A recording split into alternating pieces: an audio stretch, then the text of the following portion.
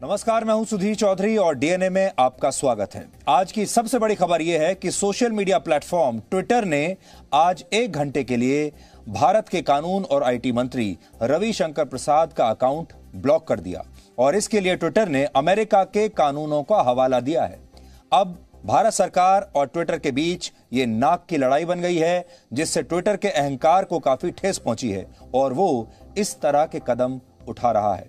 हम शुरुआत से ये कहते आए हैं कि ये बड़ी बड़ी विदेशी टेक्नोलॉजी कंपनियां ईस्ट इंडिया कंपनी की तरह हैं, जो भारत में व्यापार करने के नाम पर प्रवेश करती हैं और फिर धीरे धीरे भारत में अपना कानून चलाने लगती हैं।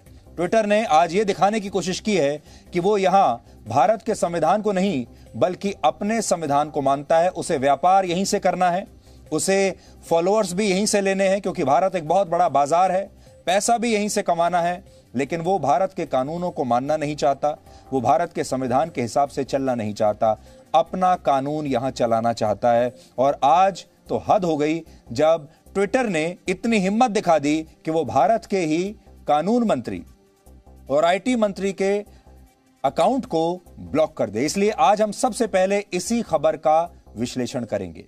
इसके बाद हम भारत के लोकतंत्र के काले अध्याय यानी आपातकाल का दूसरा अध्याय आपको दिखाएंगे, जिसमें हम आपको यह बताएंगे कि उस जमाने में कैसे भारत के बड़े बड़े अखबार और बड़े बड़े संपादक इंदिरा गांधी के सामने झुके नहीं थे बल्कि लेट गए थे। सुपरस्टार दिलीप कुमार जैसे लोग संजय गांधी के बगल में खड़े होकर फिल्म इंडस्ट्री से की ओर से उनकी वाहवाही कर रहे थे। लेकिन कुछ ही समय के बाद इंदिरा गांधी ये समझ चुकी थी कि ये जबरदस्ती का आपातकाल भारत में ज्यादा दिन नहीं चलेगा, क्योंकि भारत के लोग अंदर ही अंदर गुस्से से उबल रहे थे। उसी समय बांग्लादेश के तत्कालीन राष्ट्रपति शेख मुजीबुर रहमान के खिलाफ सैनिक विद्रोह हुआ था और बांग्लादेश में उनकी हत्या कर दी गई। इंदिरा गांधी को अब डर सताने लगा था।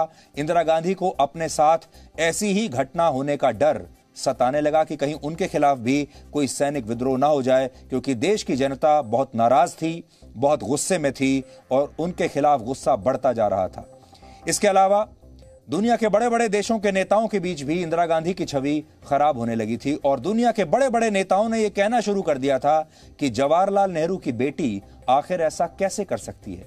और इसके बाद इंदिरा गांधी ने खुफिया विभाग से चुनावी सर्वे भी करवाया, जिसमें उनके गुप्तचरों ने इंदिरा गांधी को खुश करने के लिए गलत रिपोर्ट दे दी और यह कह दिया कि अगर आज चुनाव करवा लिए जाएं तो इंदिरा गांधी को 300 से ज्यादा लोकसभा सीटें मिलेंगी और वो जीत जाएंगी। और इसी गलतफहमी में इंदिरा गांधी ने कुछ महीनों बाद भारत में चुनाव करा दिया, आपातकाल समाप्त हो गया और देश के लोग क्योंकि एकजुट हो चुके थे, देश के लोगों ने इंदिरा गांधी को बहुत करारा जवाब दिया। आज इमरजेंसी पर हमारी इस स्पेशल सीरीज के दूसरे एपिसोड में हम आपातकाल के इसी काले अध्याय का आपके लिए विश्लेषण करेंगे, ताकि आप इसे कभी भी भूलें नहीं। लेकिन सबसे पहले आज की तमाम बड़ी खबरें नॉनस्टॉप न्यूज में। माइक्रो ब्लॉगिंग साइट ट्विटर ने आईटी मंत्री रविशंकर प्रसाद का ट्विटर हैंडल 1 घंटे तक ब्लॉक किए जाने को लेकर सफाई दी। जी न्यूज के सहयोगी चैनल व्योन के पूछे गए एक सवाल के जवाब में कहा कि उसने ये कार्रवाई अमेरिका के digital millennium copyright act DMCA के तहत मिले नोटिस के कारण अस्थायी रूप से की थी। ट्विटर ने आईटी मंत्री को इस संबंध में कोई नोटिस भी नहीं दिया था और सोशल मीडिया पर साझा किए गए रविशंकर प्रसाद के इंटरव्यूज की वीडियो क्लिप्स को कॉपीराइट एक्ट की श्रेणी में रखा था। हालांकि बाद में चेतावनी देते हुए रविशंकर प्रसाद का अकाउंट फिर से अनब्लॉक किया। यह जानकारी खुद रविशंकर प्रसाद ने सोशल मीडिया प्लेटफॉर्म कू पर और फिर बाद में ट्विटर पर भी दी। अब ये साफ है कि ट्विटर इंटरमीडियरी गाइडलाइंस का पालन करने से इनकार क्यों कर रहा है, क्योंकि अगर ट्विटर इसका पालन करता है तो वो किसी के भी अकाउंट तक एक्सेस से मनमाने ढंग से इनकार नहीं कर पाएगा और ये उनके एजेंडे के मुताबिक नहीं है। आईटी मंत्री रविशंकर प्रसाद ने इसके बाद ट्विटर पर भारत में अपना एजेंडा चलाने और अभिव्यक्ति की आजादी में विश्वास नहीं रखने का आरोप लगाते हुए नए आईटी नियमों का पूरी तरह से पालन करने की चेतावनी भी दी।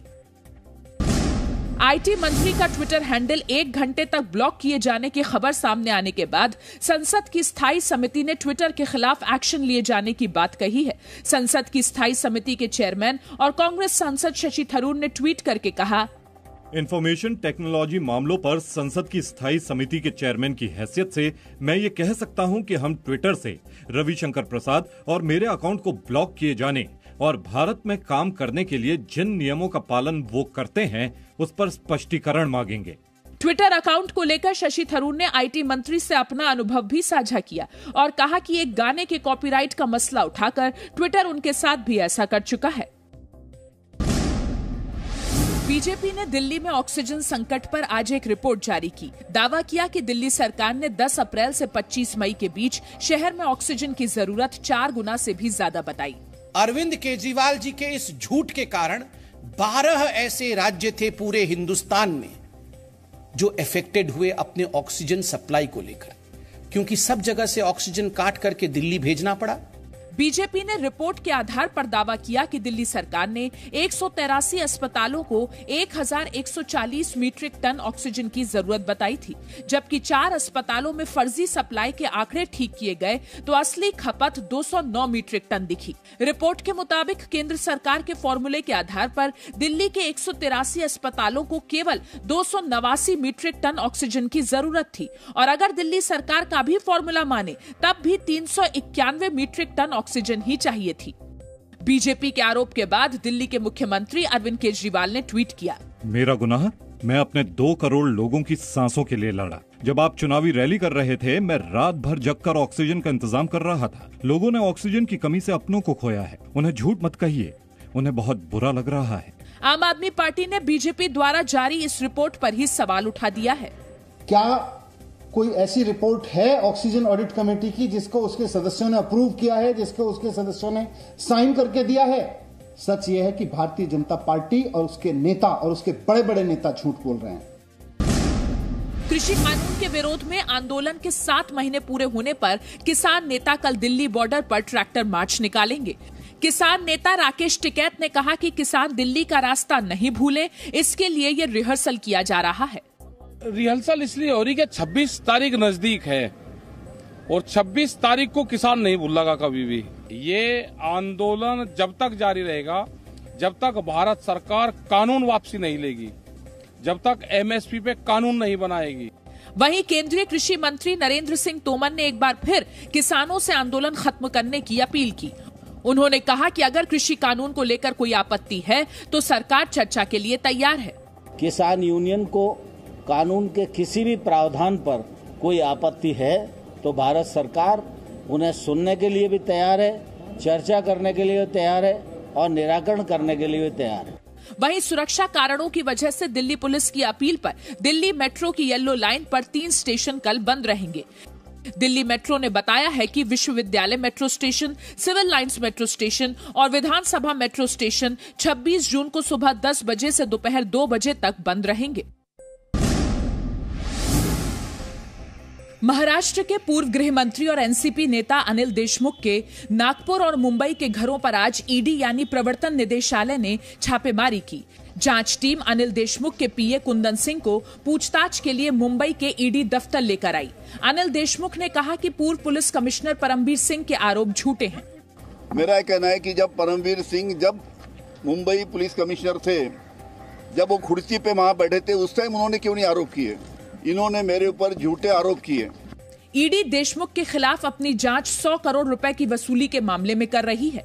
मैं ऐसा मानता हूं कि ये एजेंसियां जो हाईकोर्ट ने उनको जिम्मेवारी सौंपी है उसके तहत काम कर रही है। हालांकि शिवसेना का कहना है कि ईडी की ये कार्रवाई राजनीति से प्रेरित है।